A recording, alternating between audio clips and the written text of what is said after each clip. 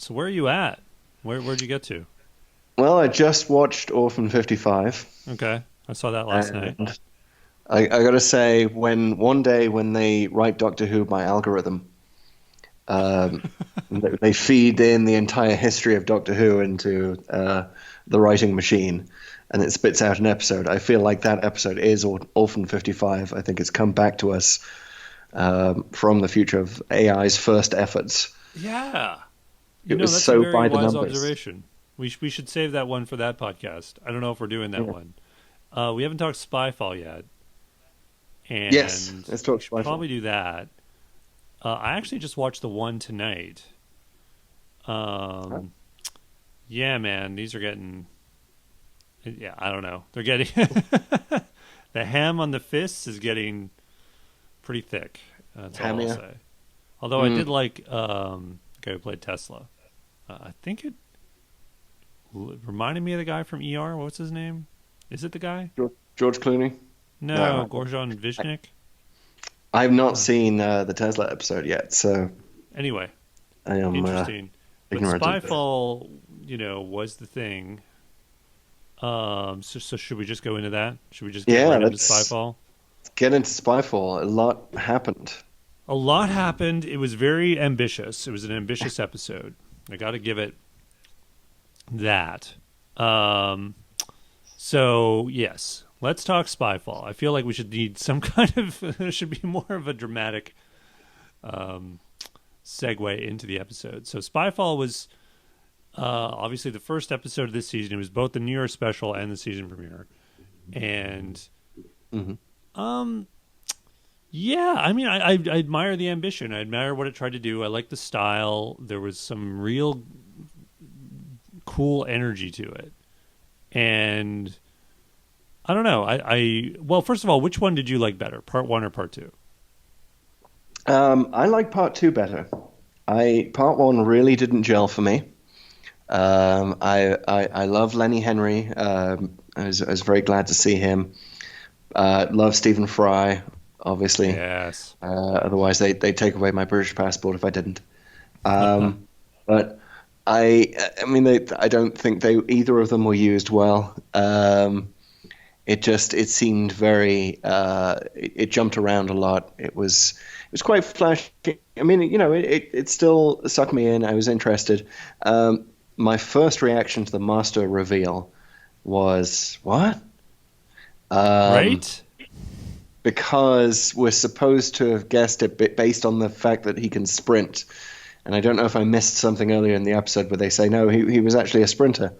But that seemed to break a storytelling rule or two there. Like, no, wait, hang on a second. You sprinted for the plane. You're supposed to be, or you couldn't sprint for the plane. You're supposed to be an athlete, and that's the unmasking of the master. That said, the more that I watched that segment, and I watched it a few times because I think it deserves it. Um, I I got past that part, and I really enjoyed this master. Well, I like his performance. He's confident. He's trying to make it his own. He gets even more physical with it in the second part, which I like. Hmm. And all of that worked okay.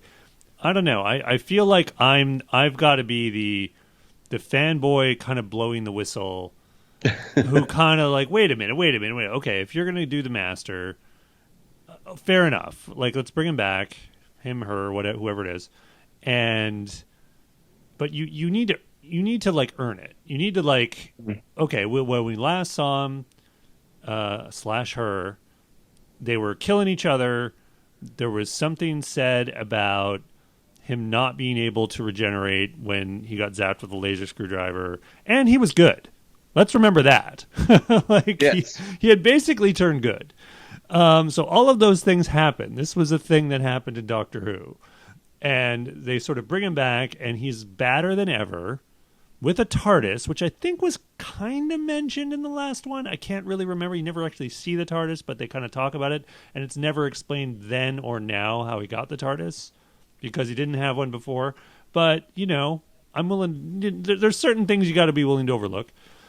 But then it's like, wait a minute, you're bringing him back with no explanation of how he survived. And, like, it's not, I know this isn't the first time Doctor Who has done this, but I mean, one thing I really liked about Russell Davies' era was that it respected what came before.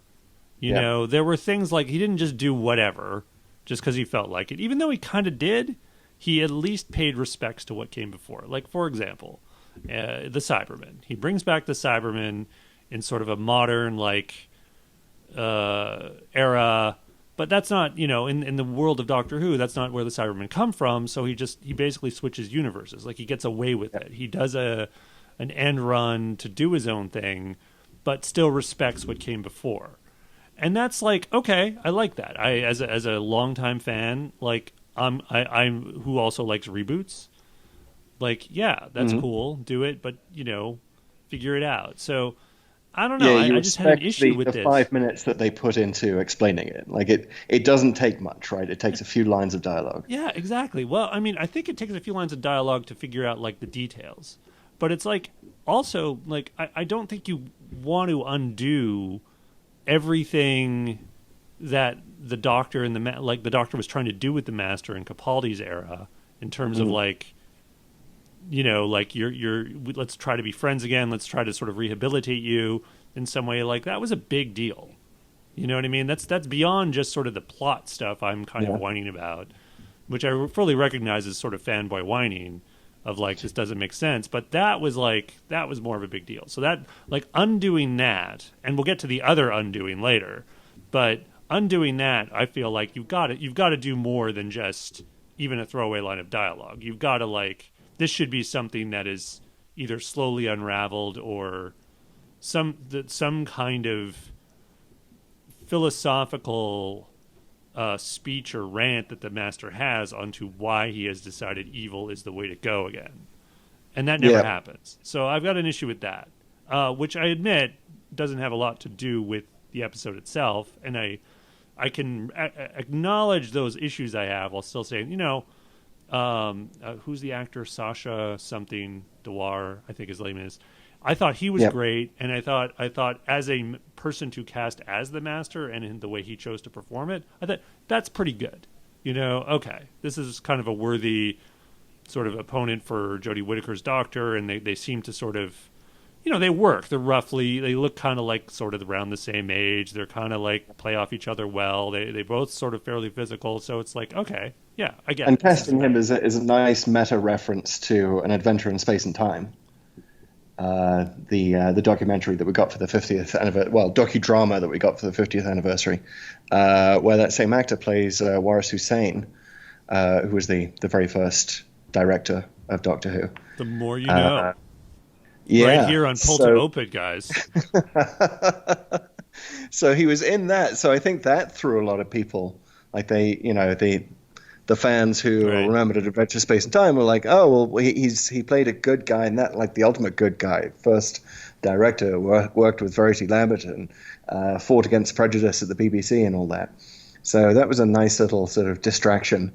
But yeah, we haven't really talked about Moffat's Doctor and Missy, but Moffat had this approach to the Master, which is he remembered the 70s serials where the Master would just say, "Oh, that couldn't contain me, Doctor," or I couldn't be killed by whatever villain X you thought destroyed me in the last episode.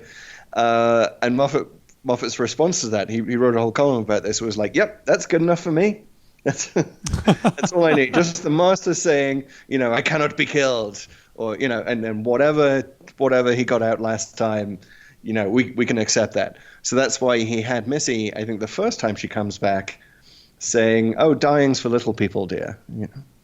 Yeah. And you just need the something Master like was that. coming back. I mean, yeah, 100%. That like the whole thing where the John Sim Master shoots her, and it's like, "Oh, you can't regenerate, nah, I got you." It was like, I mean, of course they're going to bring it back. Him, her. We all knew that. It's just a little like, man. Now I feel like whoever in the what's her name, the woman from Misery. I feel like Kathy her. Bates?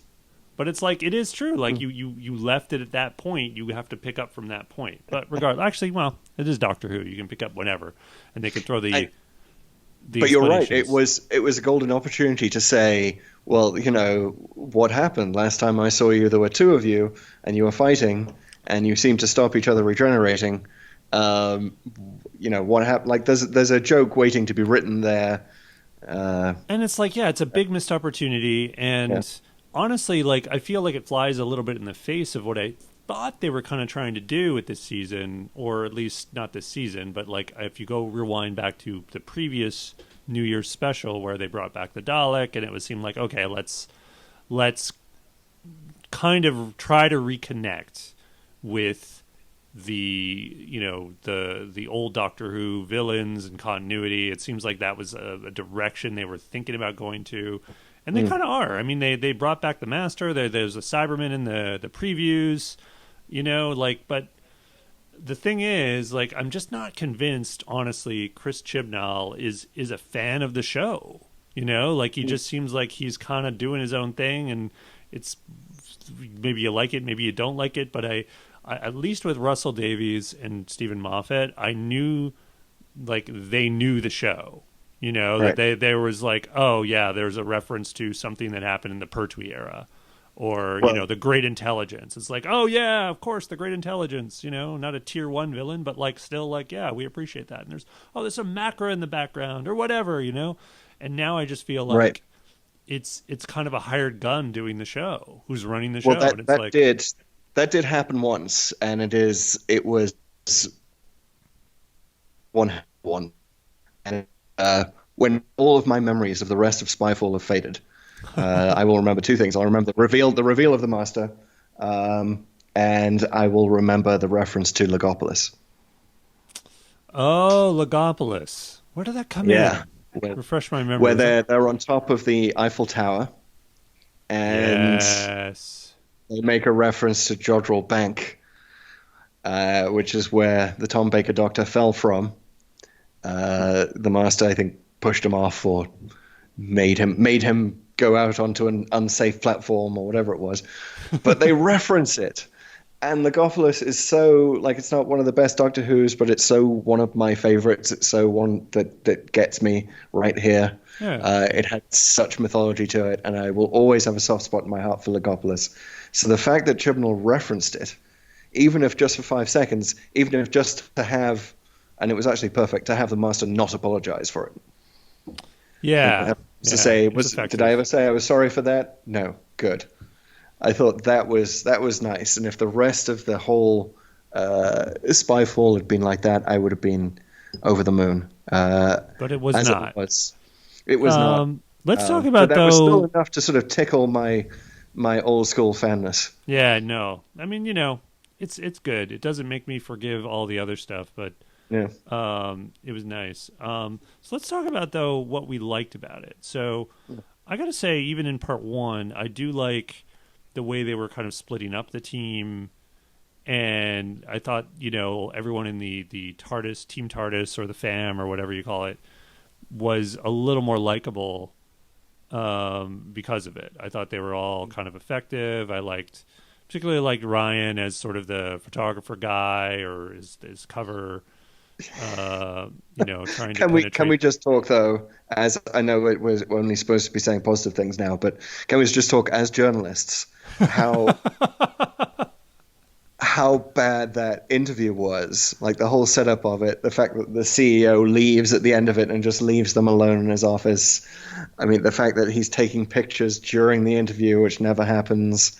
Well, there was no PR person present, right? Yeah, exactly. There's no plaque in the room saying, sorry, you can't ask that.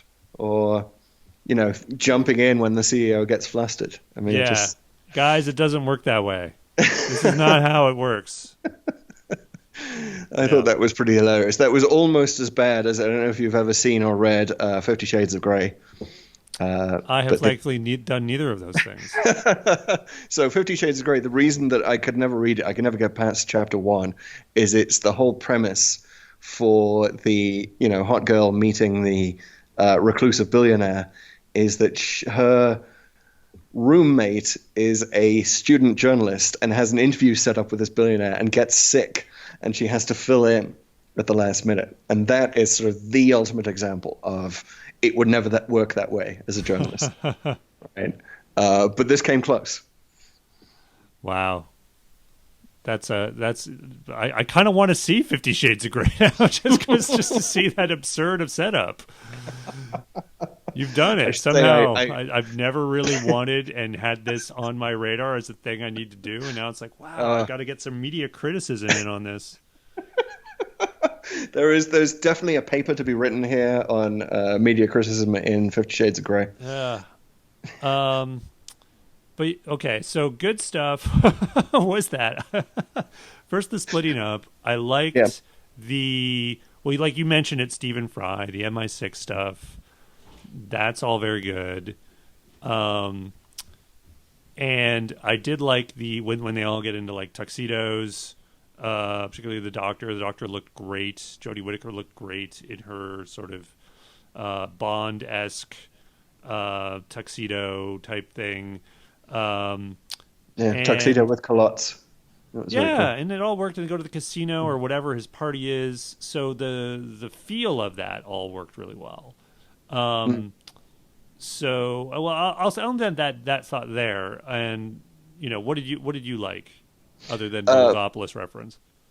Well, I actually liked all of the stuff in the second episode with Ada Lovelace and the spy. I thought that was great because Doctor Who's original remit, right, was to be a historical show, or at least 50% historical. And us more about historical figures. Yeah, I didn't mind it. Here's my problem with that. My problem with that was not necessarily what they did. I agree. I really liked Ada Lovelace. The Noor Khan stuff was okay.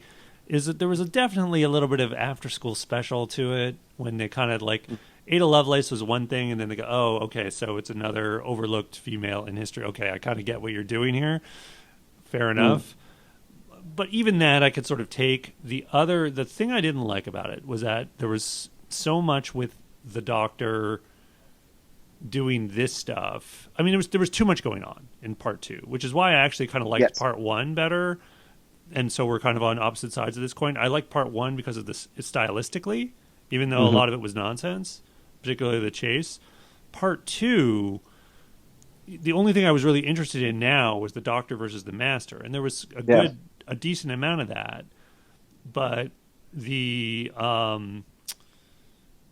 actually kind of a good speech that I forget the character's name, but the cipher for Sundar Pichai, whoever's the Google CEO, right? He has this good speech, this anti-tech rant, essentially, at the end of it, which is good. But none of the episodes about that, or virtually none. Like you feel like this is the climactic scene of a story that resembles The Circle, and that's not the episode because she's jumping about time, talking to Ada Lovelace and Noor Khan in all these different eras, and having tete-a-tetes with the Master in various places, but that's fine, and a lot of that was pretty decent. It's just that like they tried to shoehorn in this anti-Google thing or this anti-tech thing.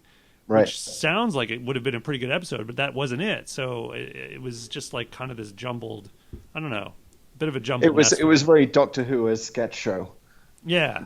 It had that kind of feel to it.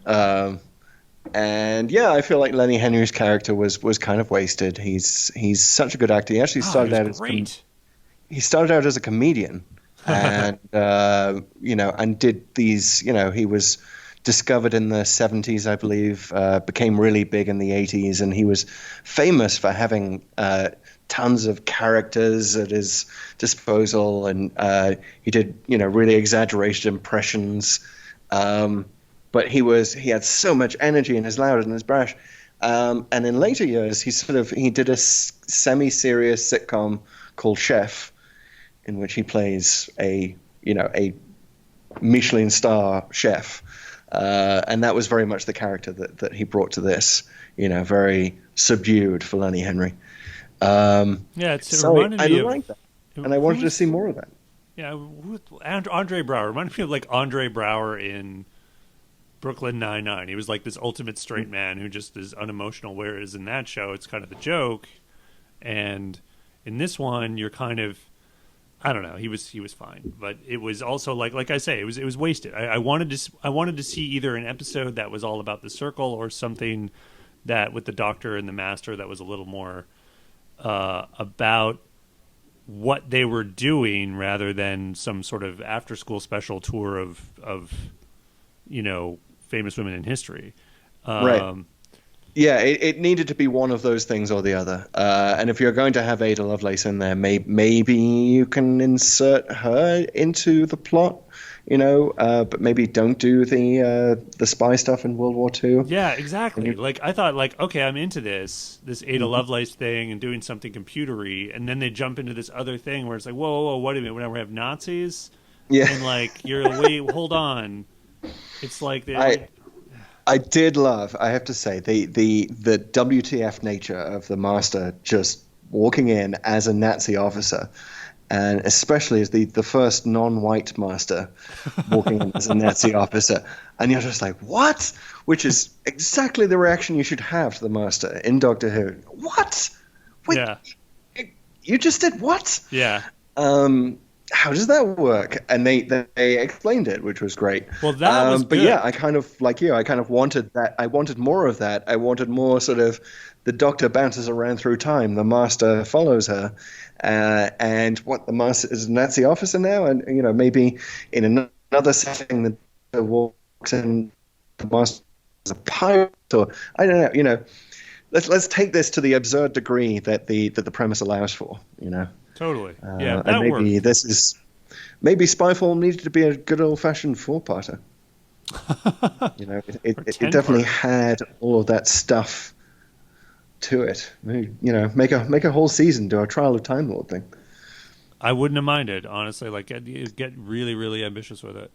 Okay, should we get to the final bit? Should we talk about the big reveal? I feel like we need to do that.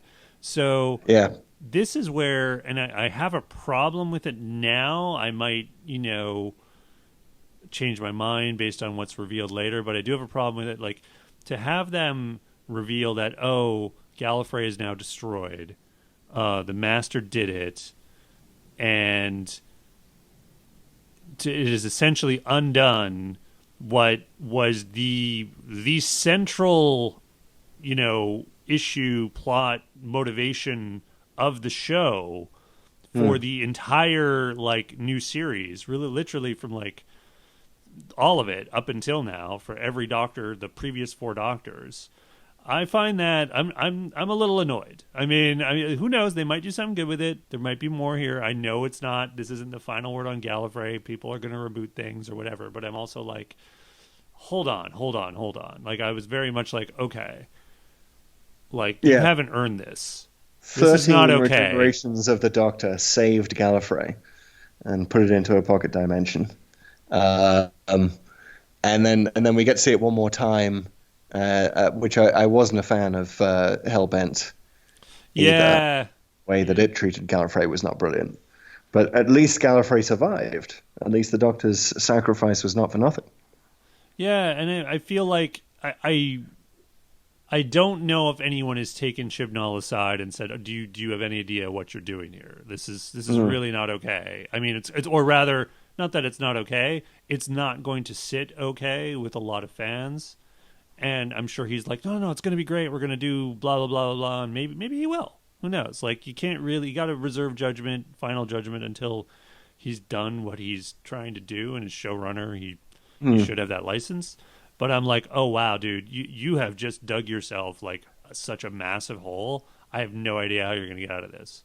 And for the size of the reveal that it was, I mean, that's huge. If Gallifrey is destroyed, especially if every last Time Lord is destroyed, and the Doctor and the Master are once again the last of the Time Lords,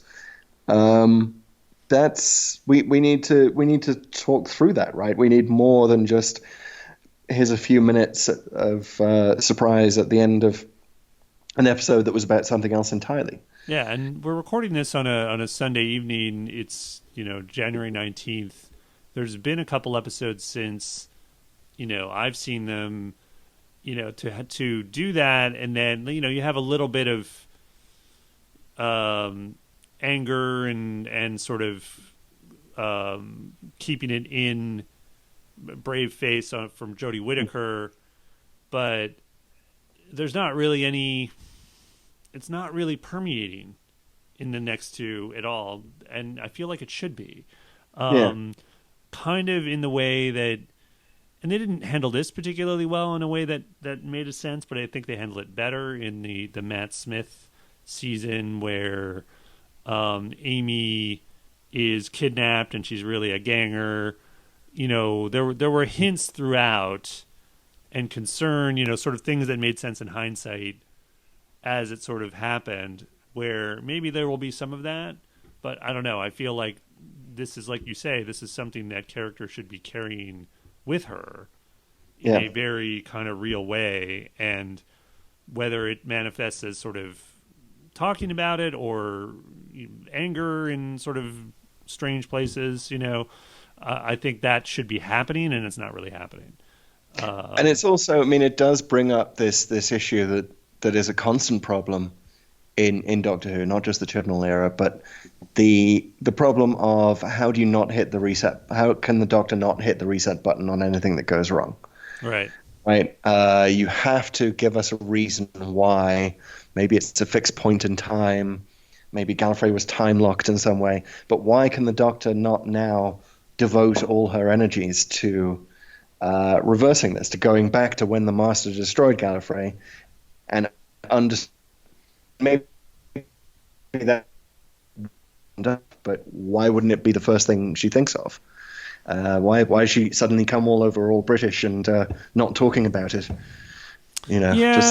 Well, I mean, it's a fair point. I feel like what they need to do in the time lock was kind of that for the Time War, but like I always sort of was under the impression Gallifrey was kind of time locked. I mean, they didn't never use that terminology, but because Gallifrey is essentially a race of time travelers, like there's almost time travel doesn't work here sort of unwritten rule, which I think a lot of people kind of sort of expected. But I mean, I think it's time to start saying those unwritten rules. But yeah, and I think, to segue a little bit from our bewilderment at this particular reveal, it's funny that you say that, because in this very episode, they use exactly that device. For really the first time to my knowledge, I mean, they completely, explicitly, totally do the Bill and Ted thing, which they've kind of done here and there in this, usually in a Tennant episode where he's kind of like timey-wimey, I remember what you were doing, blah, blah, blah, in this moment or whatever. But this is really the first time I've actually seen them do the Bill and Ted thing. Like, oh, I need something here and now. I'm just going to get it and remember to time travel later to this point, so I have that thing, which is clever. But I mean, they've never quite done that, and they finally did it. And I'm like, okay, you did it, and I was kind of like, I was into it. They can't really do that again. Yeah. You get to use that once per season. At most, less than that. I would argue once every 3 doctors. I would say you get to use that. And the other thing to not to harp on Gallifrey's destruction and all that, but one of the last things we were told about Gallifrey is that they were able to hold off the entire Dalek Empire for as long as the Time War lasted. And for us then to believe that the Master can just come in and destroy all of Gallifrey just like that, just snap his fingers and it's gone. I can believe it, but it needs more. Again, just a couple of lines of dialogue. I outsmarted them. They never saw it coming. They thought I was on their side. Something to give us a kickstart in creating the headcanon necessary to believe that the Master could destroy the Time Lords. Yeah. I it's again, and I got to say, it speaks back to what I was saying a little earlier, where it's like, I get Chibnall wants to do big and bold things. I get that, he's entitled to as the showrunner. I would say, but it's also like, I don't feel like he has an appreciation for what he's doing here. I don't think he's a fan of the show in the way that Davies and Moffat were, and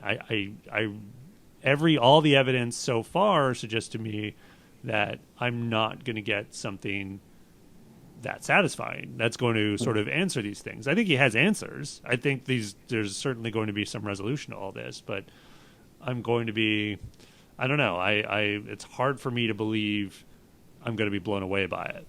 And I'm sort of anxiously awaiting the next showrunner to kind of reboot again and, gloss over this stuff and do something better, frankly. Like, I'm starting to get there, and I'm sad about it, because I actually really like Jodie Whittaker, and the fam's starting to grow on me, even though I never had a problem with any of them individually, I think.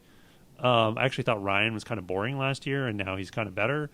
But I don't know, I just feel like they deserve better. I feel like this could be better epic stuff, and instead it's kind of a mishmash of style and ideas, but nothing's really like taking hold of me. I think I agree with that, but I also it really irks me, because I feel like it's so close to being good. It just needs just that little bit more explanation, description. We just need to. We're Doctor Who fans. We're going to suspend our disbelief pretty easily. I'd say possibly the most easily of any fandom. Well, I also got to think, it's like, it's not even just Doctor Who and paying attention to fandom. Like, pay attention to your story. Okay, like, listen to, like, remember, like, exactly. Part 1, okay? So, remember, like, there's the party where it's the guy's birthday party, or I think that's what it was, and the Doctor challenges him, and he kind of runs away, and they get on some motorcycles to chase after him. And then this guy, who is ostensibly a CEO of some powerful tech company, starts shooting at them, which is like, wait, what? And, which is like, that's a very odd choice. Actually, leaving your own party, number one, was already an odd choice. But then he gets to the airport. He's still being chased. He knows he hasn't killed his pursuers, and he goes in the airplane hangar, and they're outside the door, and he just kind of forgets about them. Yeah. Yep. And it's like, okay, I'm going to go in the plane and assume that everything's going to be fine. Which is like, wait a minute, are you even paying attention to your own story? This doesn't make sense. I mean, forget that it's Doctor Who. Forget all the fanboy stuff we've been complaining about.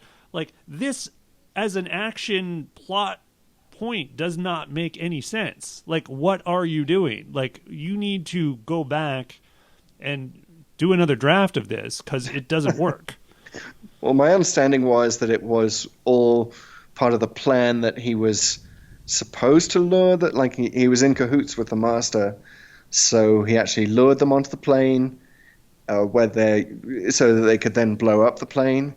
That was my understanding, looking at it in retrospect. But that's, again, I fear that if I were to watch the episode again, that would just collapse, and none of it would make sense. And this is why I'm hesitant often with Doctor Who, especially to go back and rewatch an episode. Because I'm like, I've constructed an understanding of this that makes sense. But I rewatch. That's the thing. I rewatch like Eggleston, Tennant, and Smith stuff, and some Capaldi stuff all the time. I haven't done a ton of that with Whittaker yet. I think I've only seen like one episode twice. So I don't know. We'll see. But I don't know. My whole thing with plot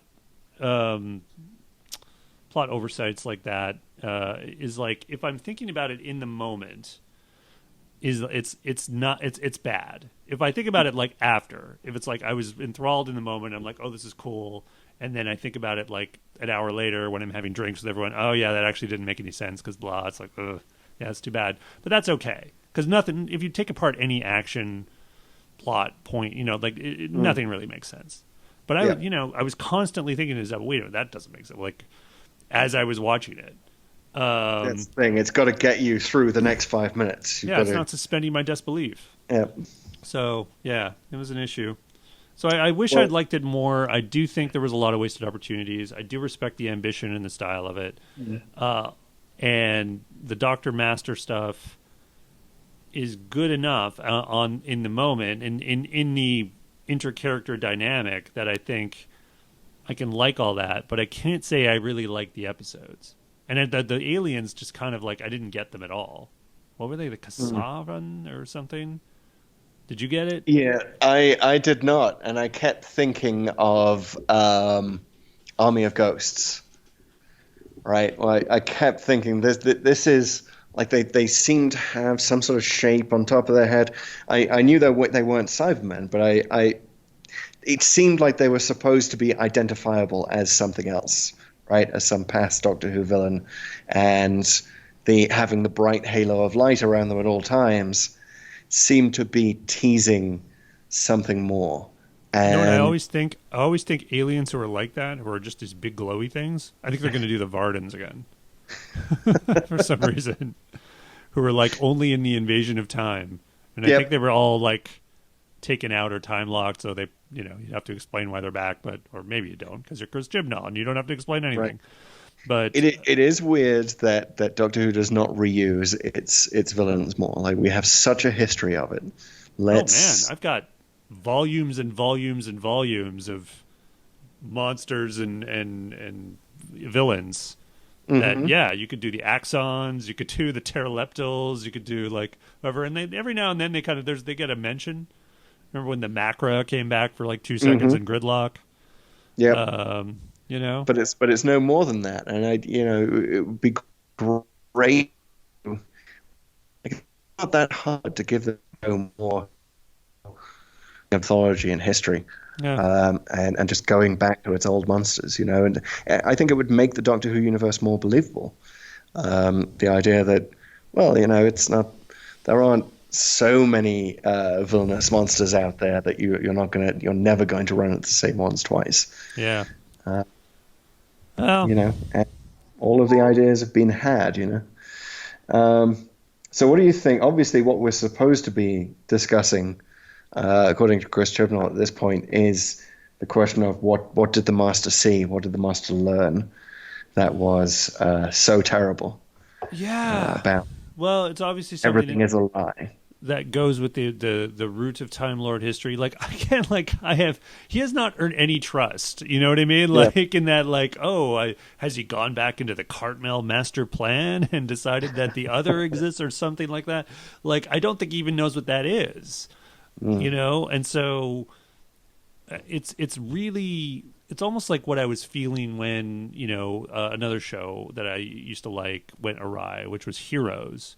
Back in 2000s, where like I could tell the people writing the show weren't paying attention to how it worked, how the powers worked and how the heroes worked as much as like the fans were, because they would just do these sort of random things with certain characters. It's like, wait a minute, that doesn't make sense. Her power doesn't work that way. So I'm not.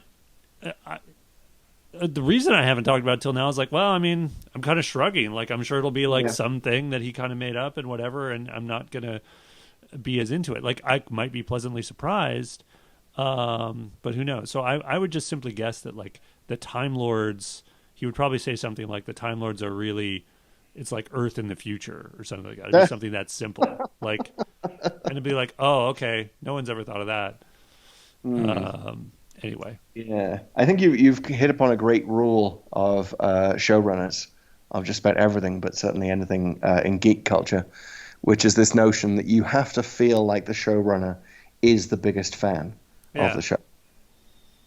And you felt that with Moffat, and you felt it with Davies. And even if you didn't always agree with their choices, they were clearly fans. Chibnall, I don't know, he plays a fan in the pages of Doctor Who magazine. When you read his column, he's sprinkling it with lots of references, but it doesn't, if he is that way, it's not coming across. It's not coming through. And yeah, I think I absolutely agree with you that he hasn't earned the right to interfere in Time Lord history, as it were. As he hasn't written anything else about the Time Lords. He aimed way too high too fast. Like, I would have said, like, do something interesting with, say, the Daleks, which I would argue, like, Moffat utterly effed up and, like, didn't just underused. Like, the Daleks during the Moffat era were not treated well. Yeah. You know, I don't think there's anything that was really that epic. It was a bunch of random shit, really, like a bunch of random ideas, and he constantly rebooted them. He rebooted them like 3 or 4 times with different ideas and never stuck to it. Like, I would have said, like, if you want to do something interesting, like, take the oldest villain in Doctor Who, do something cool with it, make it an ongoing thing. Like, that would have been a good idea. And instead he went even higher. Like, he basically undid the entire mythology of New Who. Yep. And which it's is like, fine whoa. if that's your end point, that's fine, but you got to take us there. Yeah, totally. Like, more than 5 minutes. Yeah. So, you know, he hasn't earned enough respect for me to make a prediction. Like, I'm just like, okay, I'll just take whatever you're going to do and I'll just move on to the next thing, whatever it is. And maybe it'll be good. Maybe he will earn something with it, but I don't think he will. I will say, though, that given the choice, and this will be my final word on Spyfall, but given the choice between badly done mythology and no mythology in a show that's just Monster of the Week, I will take the former. I will take badly done. I will take badly done. I will take being worried and concerned about the mythology of the show and where it's going over just, you know, hit the reset button week after week. Or, you know, base under siege week after week. Yeah, depends how good those monsters are. Depends how good those little bottle episodes are. I don't know. You can. I remember when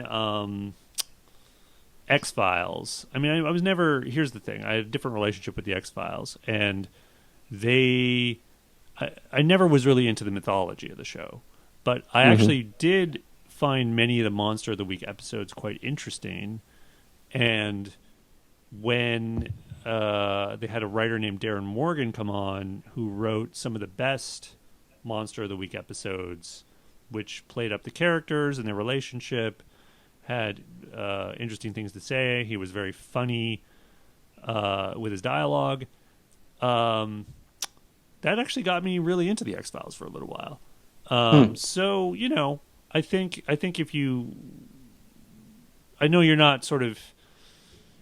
I don't know if this is quite what you're saying, but it's just that, like, I think most people get hooked by a Monster of the Week episode that is particularly interesting.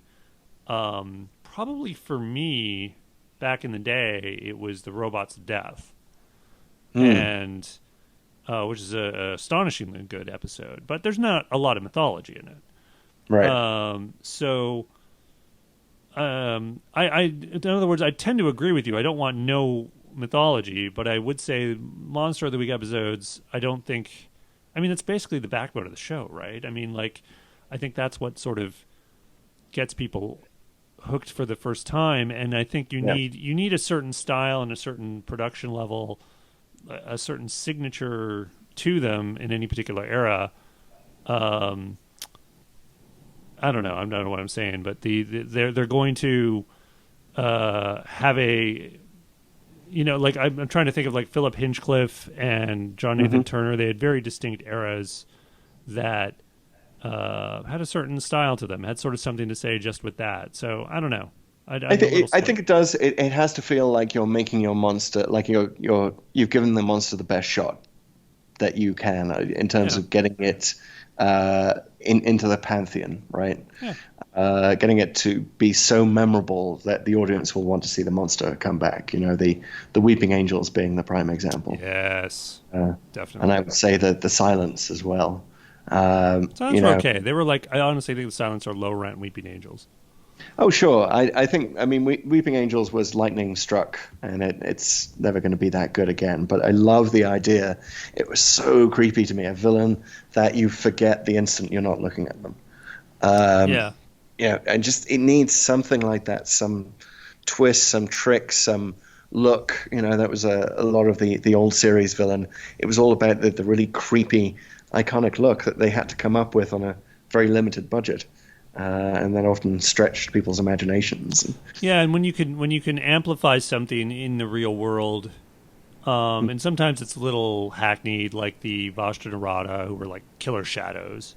Yeah, But then you also, moments of brilliance like the Cybermen, which were a monster of the week, but it was like, as the creators have said, they were taking ideas like prosthetics and saying like, well, what is that, times a million? Like, what is that to its logical endpoint? And, it's not a super original idea, but, every sci-fi show has done their version of it, but they were clearly they clearly resonated.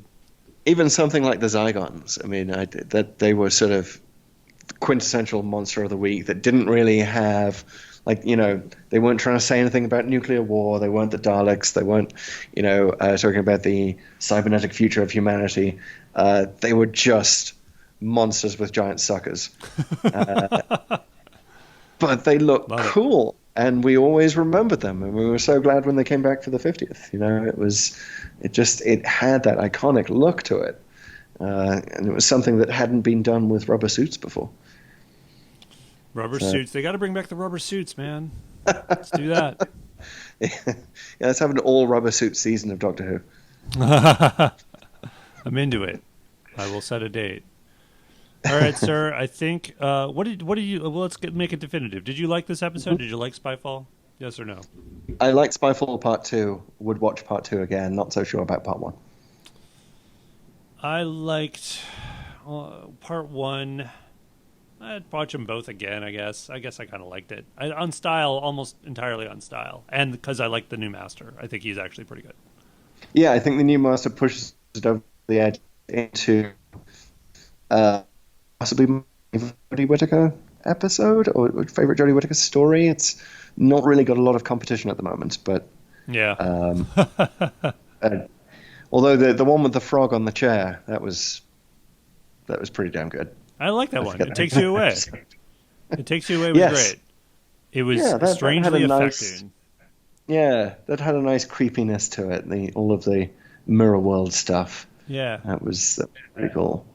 But yeah, Spyfall is up there. Yeah, Spyfall's okay. Even though I hate so much of it. All right.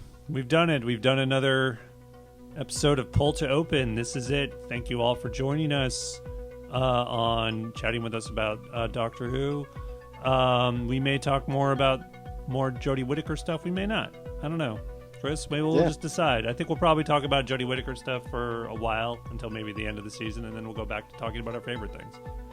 All of time and space. Where do we want to go? We've got it. All right, guys. Thanks for coming. Don't forget to hit that subscribe button wherever you are, whatever you happen to be, whether it's Pocket Casts or Breaker, Apple Podcasts, Google Play, Spotify, wherever you get your podcasts. This has been Pull to Open. I'm Pete Paschal. And I'm Chris Taylor. And we'll see you in the next one. Bye-bye.